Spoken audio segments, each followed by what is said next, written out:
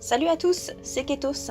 Voici la deuxième vidéo consacrée à la convention Ploie 2018 sur l'univers de Tolkien. Chers amis de la communauté, aujourd'hui nous allons réaliser une broche de la Lorien en version récup.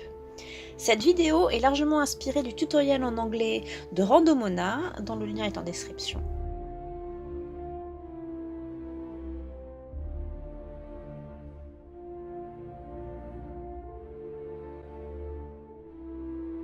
Alors c'est parti pour cette mission. Quête. Chose. Au niveau du matériel, nous aurons besoin d'une canette en aluminium, d'une pince plate, une pince coupante, une paire de ciseaux. Ensuite, il faudra un modèle de broche de la Lorien, un marqueur, un compas ou une punaise, un stylo qui n'écrit plus, un stylo qui écrit, un objet arrondi, un cutter.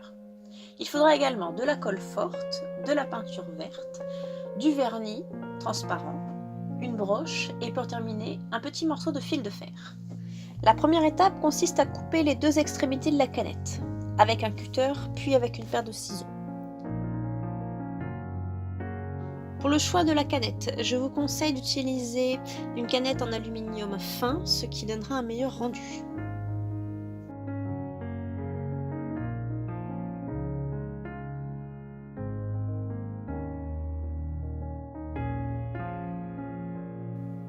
Coupez ensuite la canette en deux et utilisez donc un objet rond, ici un marqueur, pour aplatir l'aluminium.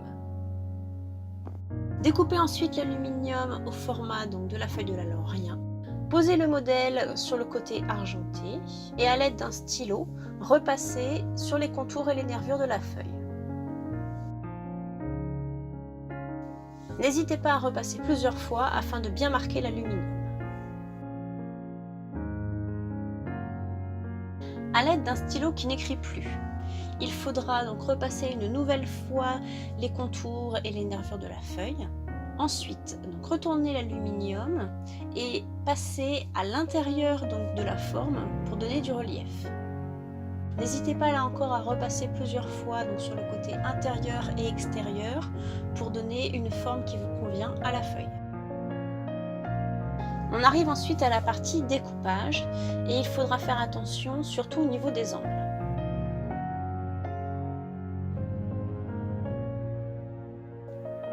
On passe ensuite à la peinture. Donc moi j'ai utilisé un mélange de peinture bleue, jaune, verte et argentée pour donner ce mélange. Il faudra passer 2 couches de peinture. Arrive ensuite une des deux parties que j'ai trouvée délicate. Avec un compas ou alors une mine de punaise, il va falloir gratter les contours de la feuille ainsi que les nervures pour faire ressortir la partie argentée.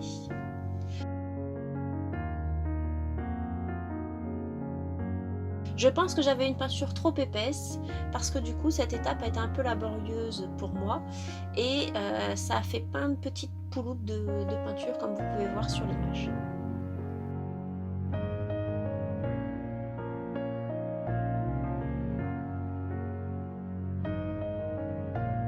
Je vous invite vraiment à aller voir le travail de Randomona qui a un rendu beaucoup plus fin à ce niveau-là.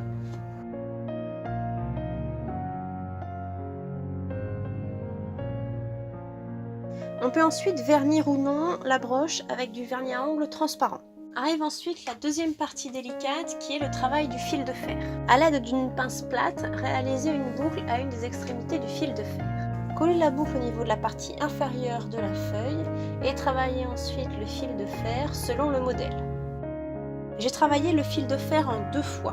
Une première fois sans avoir collé l'extrémité afin de lui donner sa forme générale et ensuite une fois collé pour lui donner sa forme définitive.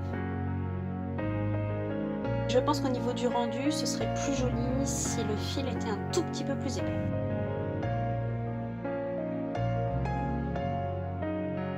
Vous pouvez ensuite donc coller la broche directement sur cette structure là, mais j'ai préféré donc du coup mettre de la feutrine entre les deux. Donc pour cela il faut découper donc, un morceau de feutrine aux bonnes dimensions.